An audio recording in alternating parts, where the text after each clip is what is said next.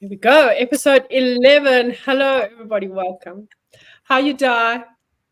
Yeah, I'm good. I can't, it's 6 months since we started this. I can't, and episode 11, it feels like we've been doing it forever. I love Yeah. these. It's just such natural conversations.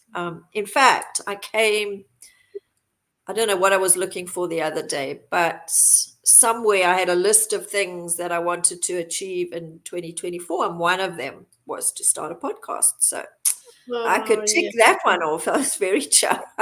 Yay. Yay. Yeah. So, Yeah. how are you? I'm good.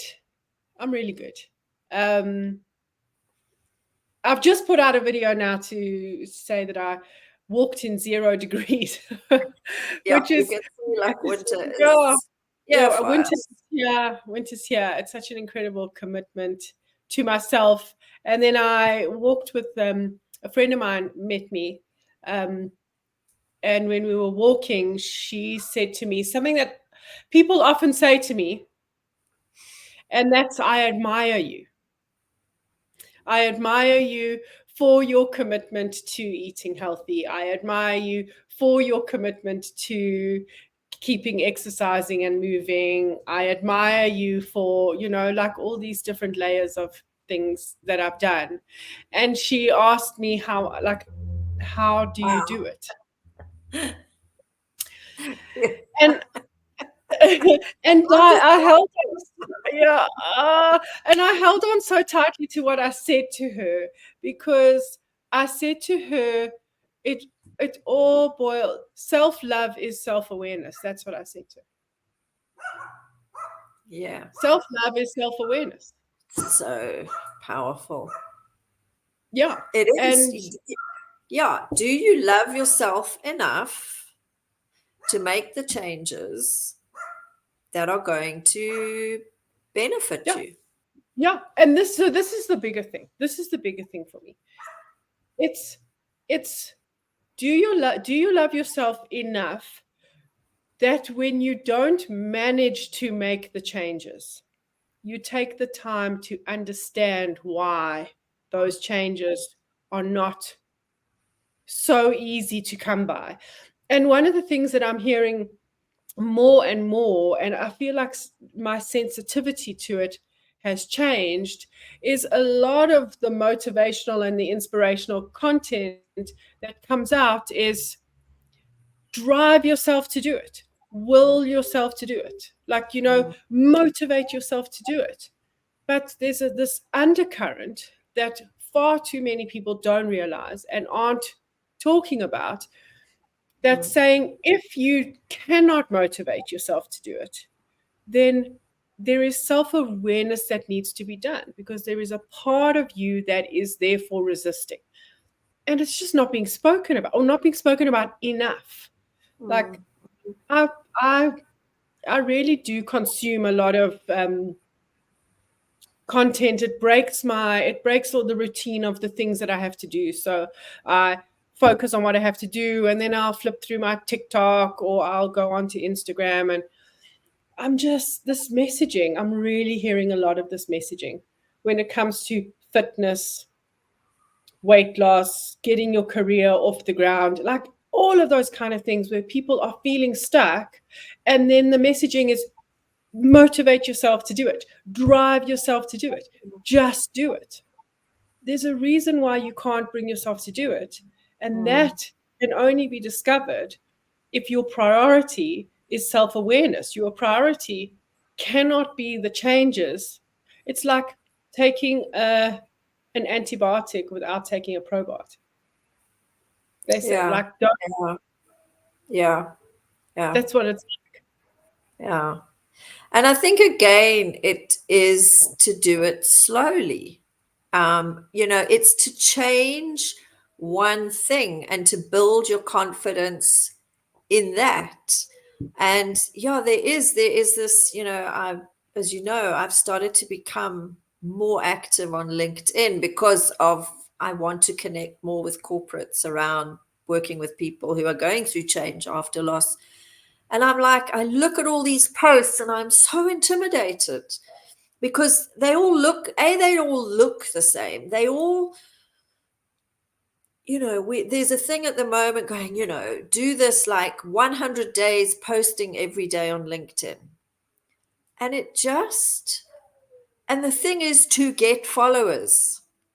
This thing of like, I need 50,000 people following me, or look, I've got 200,000 followers. And it feels so alien to me that I know if I try and go down that road, I'm just going to end up falling apart, because that's not me. And I think that's the other thing with the self-awareness, is understanding how you show up. There's a group of women here who are doing a fundraiser for our local hospice later this year, and they're doing some of the dances from Mamma Mia. The show is called Mia Mama, so they've switched it, and it's just housewives, moms, who just want to come together and have fun. It's really gaining traction. They are practicing dances like it's going out of style. And someone messaged me yesterday, and she's like, "Oh, I'm so uncoordinated, and they're telling me I should do it." And I was like, it might not be your thing. I'm really glad that I could bow out of it because of my knee, because there's no ways I can do a lot of the dances, and I don't know, dancing for several hours. I'm relieved. That's such stress for me to go and learn a coordinated dance routine. I love watching it, but I'm really okay with not being part of it. And I think there is that trap sometimes, yes, go and do, these endurance events they have where you like climb ropes and go through mud baths and God knows what else. Like, that doesn't appeal to me at all. I will stretch myself in other ways. And I think it is that self-love and that self-awareness is you can absolutely challenge yourself and push yourself out of your comfort zone, but you really don't have to do extreme things.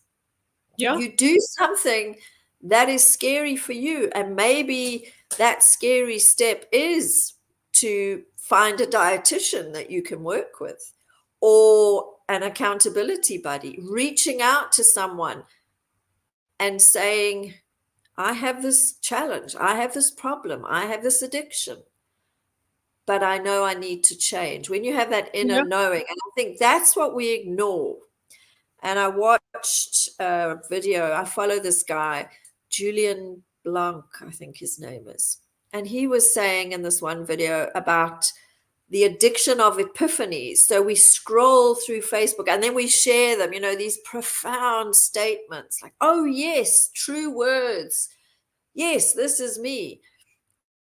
And he said, we just have epiphany after epiphany, but we never do anything about it. And that's exactly what you're saying. So someone will come to you, start the process with you, get too scared. Instead of coming back to you and going, Joe, this is frightening the living hell out of me, they just ghost you. They just start canceling, they drop off the planet. They just can't face themselves. That's where they're stuck. Exactly. Because in the blueprint of who you are, in the 38 facets of your personality that we work with, we would be able to help any person identify why there is resistance in doing the journaling work, or facing the very fear that's coming up. Procrastination is not laziness. Procrastination has nothing to do with laziness. Procrastination is one of the 4 voices in our heads that are very protective of either the victim within us or the child within us, that either doesn't believe that what you are trying to do, you're going to have the ability to do. You don't think that you are worthy of doing it. It feels way too big and way too scary, or you don't know the change that it's going to bring about. But people get angry at themselves, frustrated at themselves, embarrassed by procrastination. And the greatest antidote for procrastination is kindness to yourself. And once again, self-awareness to get to the core of why do I procrastinate? Why am I putting off this phone call? Why am I putting off opening up the email?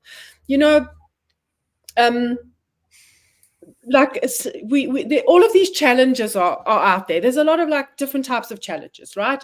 And the challenge is do this journal work. And I know because part of the self-awareness coaching with me is do this journal work, right? If you don't have the capacity to do the journal work, or for example, with money work and finance work, it's open up the email or open up the bank account, see how much is in there. Although the challenge is see what's in the bank account or open up the email or make the phone call that you've been putting off, all those things, there's not enough compassion and empathy and self-awareness that if you are not doing it, that there is a part of this internal part of you that is begging you to uncover why you are too afraid to do it. I always say I will defend the ego till the very end, because the ego is trying to protect you from things that you don't know you are yet worthy to do differently. That's exactly what it is. And that's where people are getting stuck. And I've even changed a lot of my wording. I've changed. So when I in my emails to my clients and all those kind of things, I'm like, if you get stuck, get hold of me and we will unstuck you together. Don't hide away from me, and don't hide away from you. But that's where I think there is so much pressure in the world. Like, figure it out, just do it, wake up. I mean, you can say to someone, just walk for 10 minutes a day. What's 10 minutes? For that person, 10 minutes a day can be so freaking overwhelming. Or just have one block of the chocolate. Worst advice ever.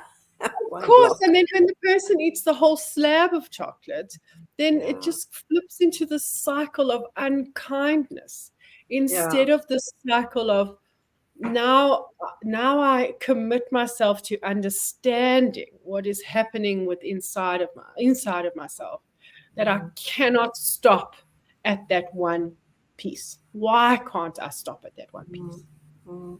And I think it's, when you do that, and I think that's the other problem, is very often with all the courses and the pressure and everything out there to be like this perfect human being, which is impossible, is they never go like, how are you feeling?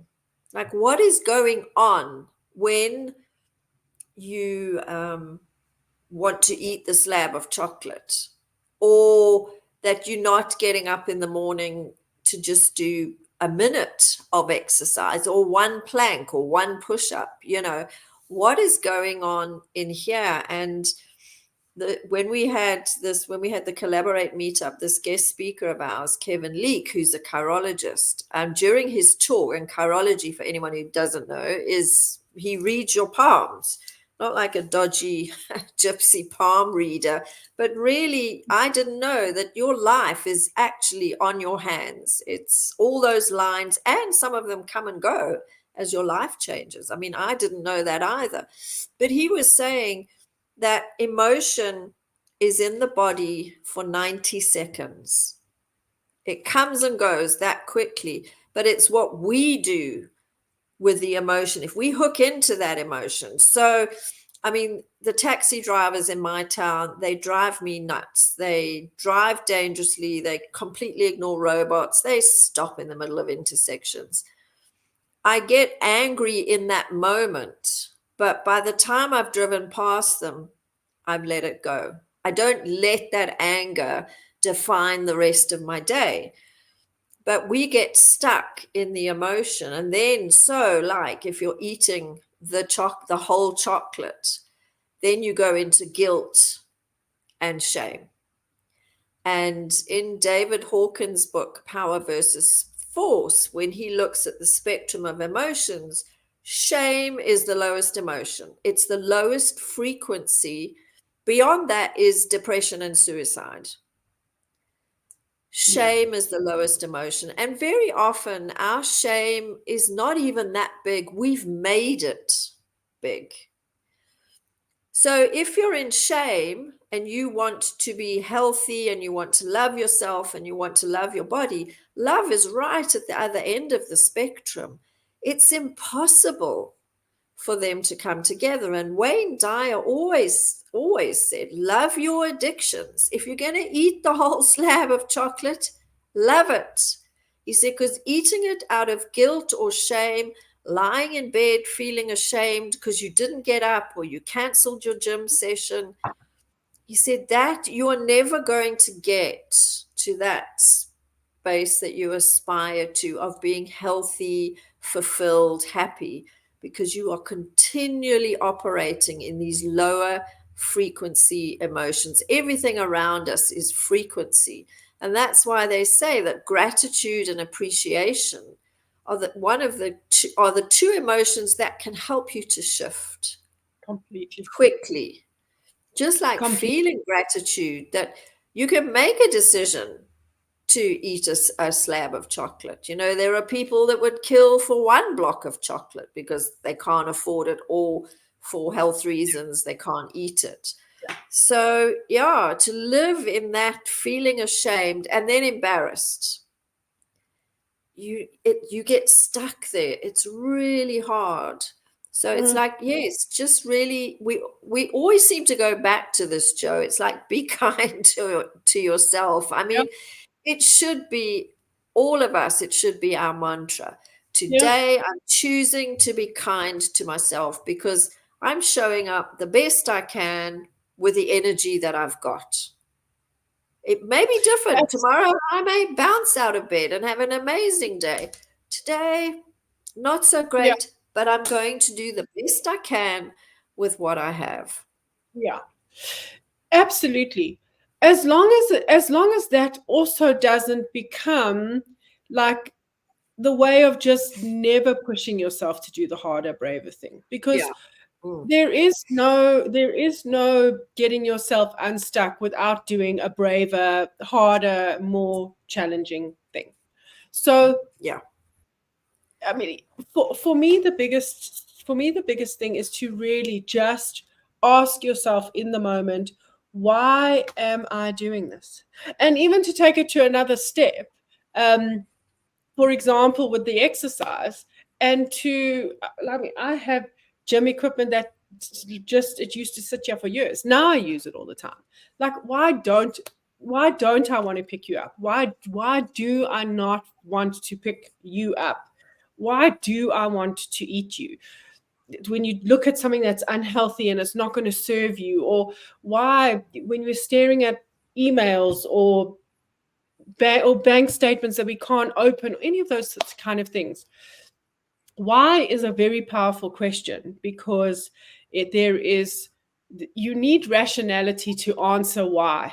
And when you ask the question why, it pulls you into the understanding of your intention. If you understand the intention of the ego, and that's what's so important to know, you're trying to understand the intention of the part of you that is resisting change. And the ego always resists change because the ego doesn't know what's on the other side of it. The ego does not know that you will have the capacity to do the braver, stronger, better thing. It's worst case scenario, the ego. So even when we have absolute best intentions for ourselves, that voice in our head is literally going to say, it's going to be a disaster. Even when it's eat healthy, make the phone call, leave the toxic relationship.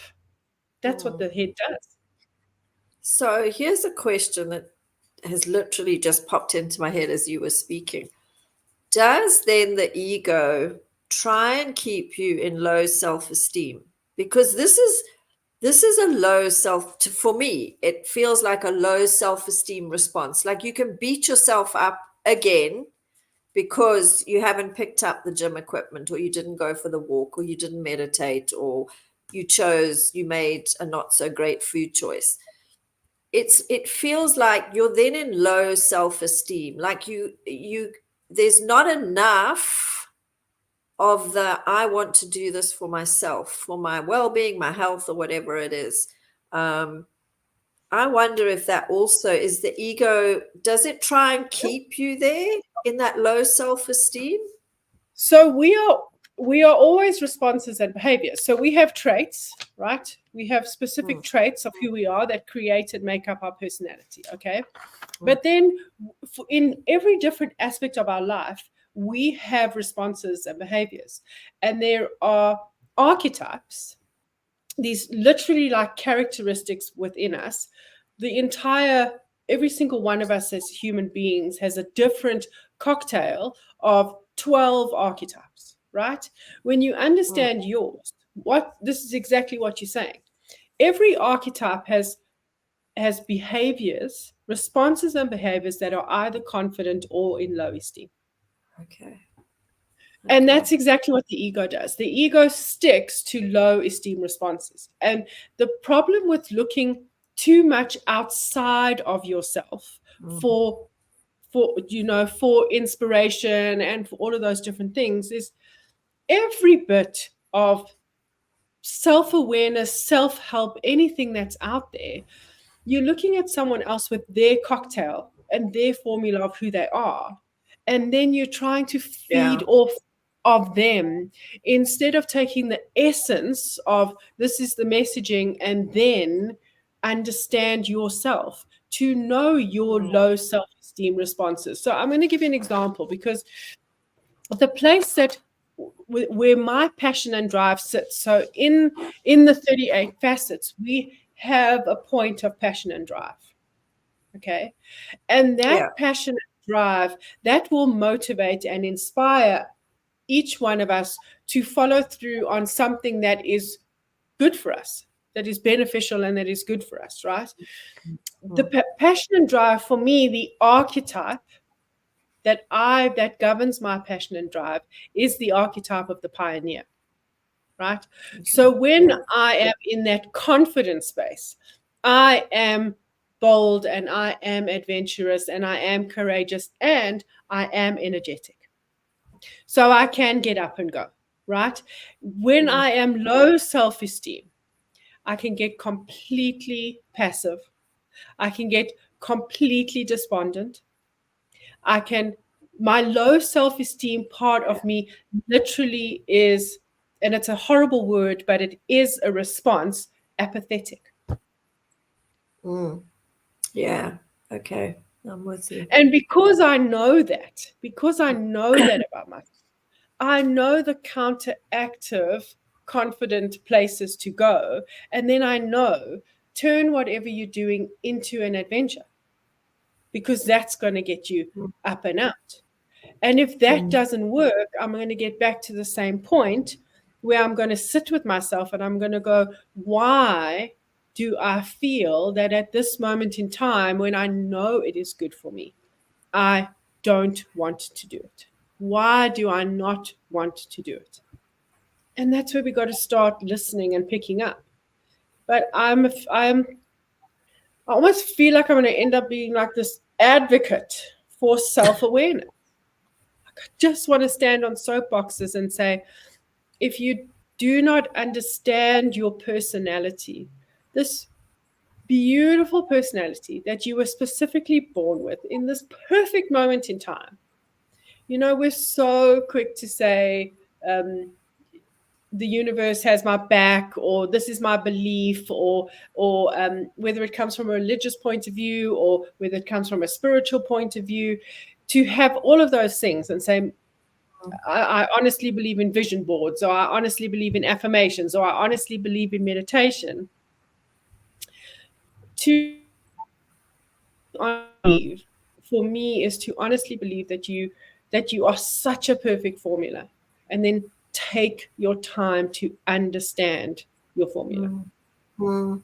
I think, yeah, you can't avoid the self-awareness part of it, and Mm, tapping into those feelings. So, yeah, I don't want to get up and exercise. Okay, and then, the questions. Okay, why don't I want to get up? I don't feel like it. Well, why don't I feel like it? Because I actually hate exercise. I hate working with weights. Okay, so maybe it's like, maybe I need to investigate another form of exercise that I do love. I mean, my sister discovered dancing. And exactly. not only is she really good at it, she loves it. When she was still living in Oman, she was off every week and she's like, oh my God, I love it. But try and get her to a gym. So I think that's the other thing, is like, just as you are self-aware, it's like, what do you enjoy doing? What are your passions? I'm a slow morning person. I like to wake slowly. In the summer, I do walk the dogs. At the moment, in winter, because of Charlie and his arthritis, we walk in the Mm, afternoon. But I like slow starts to the morning. I can get myself going if there's something that I have to get up for early, but I like to journal. I like to meditate. I like to read. But then I also counteract that. I'll happily work in the evening. I can be quite productive in the evening. I've worked out my rhythm. Doesn't work for everyone. Some people are just go, go, go, and they like to collapse in the late yeah, afternoon. yeah, But I think it really is important. Like, what is your natural rhythm? None of us can do it all the time. That's not the way life works. If you're parents or you have a partner, you're involved in different things. But is there some of the time that you can honor yeah. that and go, when we go for our monthly board meeting with the little school that I'm part of, we go to this coffee shop and they do the best salted caramel milkshakes. That's like my monthly treat. I don't drink them every day. I have one. I don't feel guilty and I absolutely love it. Um, so yeah, it's you can't get unstuck if you don't stop and turn Yeah, your gaze inwards and yeah. go, who am I? And when we say who am I, we're not saying I'm a mother and I'm a And it's doctor not and I'm a guesswork. this. Who are you as a human being? And that's my thing. That's my thing. My thing is, it's not guesswork. It's not for you to sit down and go, who am I? Let me sit and ponder on who I am. It is, Mm, who am I? Who was I born to be? And I'm so happy for anybody who has listened up to this point, because Di, you said something that's so important. What does motivate? What does inspire me? What gets me going? It is in that facet of passion and drive, to reach out to mm, me and say to me, Joe, give me a taste of what it means. I just want to know what is instrumental. Who am I as an archetype with my passion and drive? I'll send your confident traits and your low self-esteem traits. It does come with, I need to know your full birthday, and your time of birth really does help. We can get a little more specific. If you don't have it, it's fine. But to actually see some of this in action, because I had a dear friend of mine come to me, Diane. He was with a life coach, and I'm not knocking life coaches, right? But he was with a life coach, and he had this exercise that he had to do, and it was a whole lot of questions about his personality, and he was frustrated. Um, and I was like, but you don't have to guess any of this, because it's all in the blueprint of who you are. You don't yeah. have to sit and try and figure out, um, how am I motivated. And it covers everything. Like, in these 38 facets, it covers everything. You have a communication style in comparison to my style. Mm, You have yeah. your what is the word, your discipline. The way that you are disciplined is different to how I am disciplined. Mm, And another perfect example with me is that I I am extremely disciplined, like extremely mm. disciplined. And Yeah, then a yeah. lot of people, yeah, I am. I am. And a lot of people around me look at that discipline and they say that they talk about the extreme of it. So like, you are too extreme, Jodine, you are too disciplined. But when I understand their archetypes, they don't need the degree of discipline that I need in order to motivate and inspire me. That's the big, like, that's really the big difference, you know? Yeah. No one says, oh, you're up. Yes, Yes, I'm right. Shane said I must give you this packet. do me a favor. Yes. Put this. Oh, it's still hot. Hot dead animal. Yes. Oh, Put it. where Put can I that in put the it? fridge. Yes. Sorry, Da. And put this by the bread. It's for the bread. Oh, okay, for the pot. Thank you.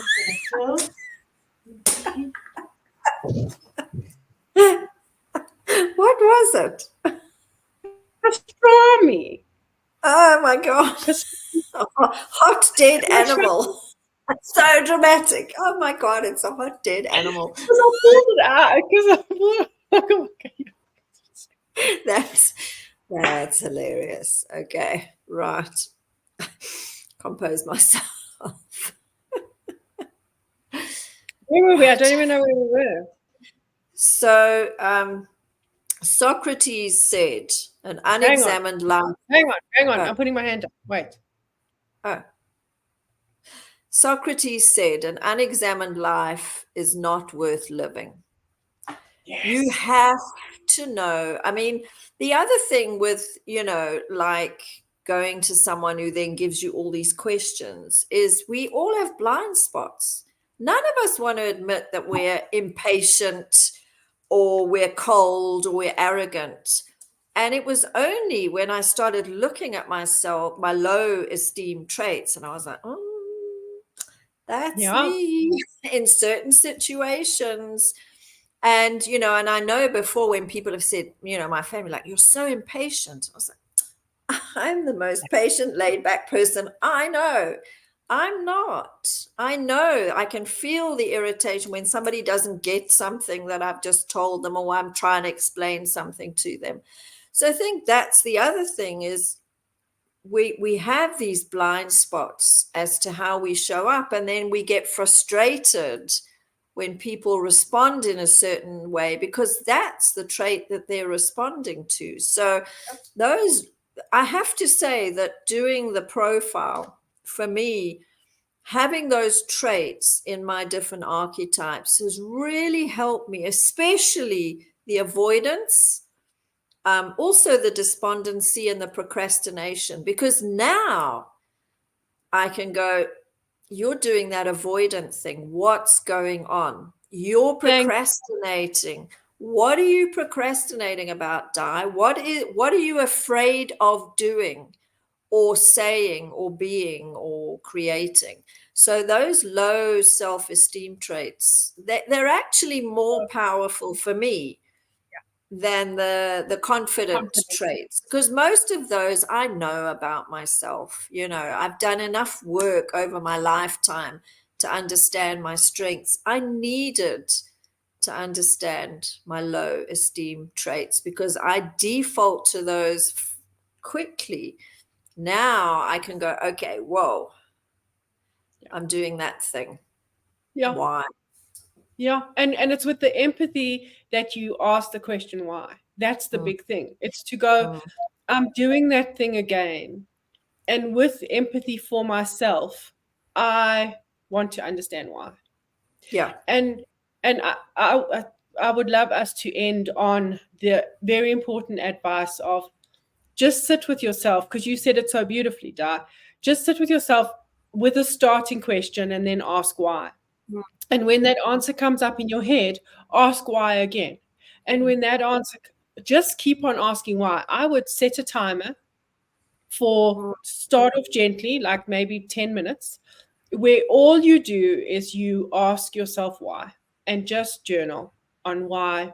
Don't ask yourself anything else. Don't ask yourself how. Don't get distracted, because as you ask why, you'll even start to feel the energetic shift in the question. The irrational mind doesn't have the capacity to answer the question why, So the Yeah. rational mind steps in, it pulls you into the present moment, and you get to witness your unconscious responses, and you get some insight into the subconscious. It's a beautiful exercise to do. And if you don't manage to do it, if you don't manage to even bring yourself to do it, then our invitation is to reach out to us, like, and to help. We are here to help you take that first step. Maybe we end up doing just like we set up a 10-minute thing where anyone who wants to join comes, and we're literally holding space for people to have their starting question and ask why, because there's power in numbers. Yeah. And most of the time, if you do allow yourself the space to do that, the underlying foundation is generally fear. Yeah. And we can only, we have two paths, fear or love. Can't walk both.